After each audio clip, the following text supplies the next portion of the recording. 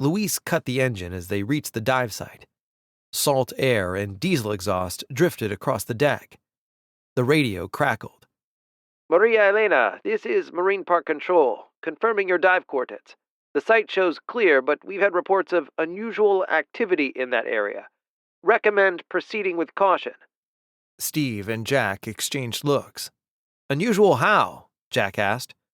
Other dive or fishing boats. Commercial vessels. I'll keep an eye on surface traffic. I'll rev the engine. You can hear if there's an issue. Be careful down there. Silver bubbles exploded around Jack as he rolled backward into the water, then settled into the Caribbean's deep quiet. Only his breathing and the current's whisper against coral. Emma's sleek form cut through the water above, followed by Steve's broader silhouette in the dancing sunlight. Pressure built in his ears as the depth gauge climbed. 10 feet, 15, 20. He equalized with ease. Visibility stretched beyond 150 feet, perfect conditions that only happened a few times a year.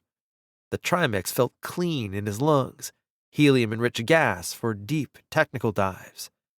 Below them, the reef wall dropped into deep water. Brain coral and elkhorn formed a vertical garden, sea fans waving in the current. Hundreds of silver bodies surrounded them, yellowtail snappers moving as one, their schooling patterns tighter than normal. Emma's eyes crinkled behind her mask as she gazed at the marine life.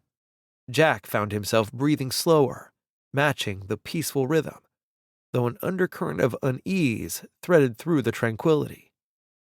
At 90 feet, the reef began to change. Darker coral, more ancient, covered in algae that swayed like ghost hair. The current shifted here, pressing against them with irregular pulses.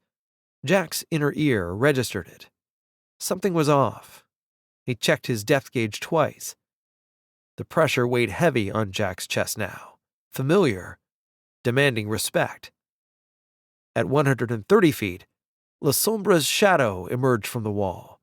The Confederate runner had collided with the reef. Her wooden hull surrendered to time and salt water, leaving only the skeleton of frames and iron reinforcements. Through the decay, brass fittings caught the light, portholes, cleats, scattered remains of a paddle wheel housing. Jack moved along the wreckage, searching for identifying marks, a section of railing, twisted but intact, part of a ship's wheel, spokes broken but hub solid. And then, at what would have been the stern, beneath marine growth, the outline of carved letters in weathered wood. He worked his dive knife carefully along the transom. Growth fell away in chunks, revealing weathered wood beneath. Letters emerged from over a century of incrustation. La So. His fingers tightened on the knife. The rest had been claimed by time and salt water, but enough remained. This was La Sombra, exactly as the charts claimed, not the Del Rio he'd hoped for.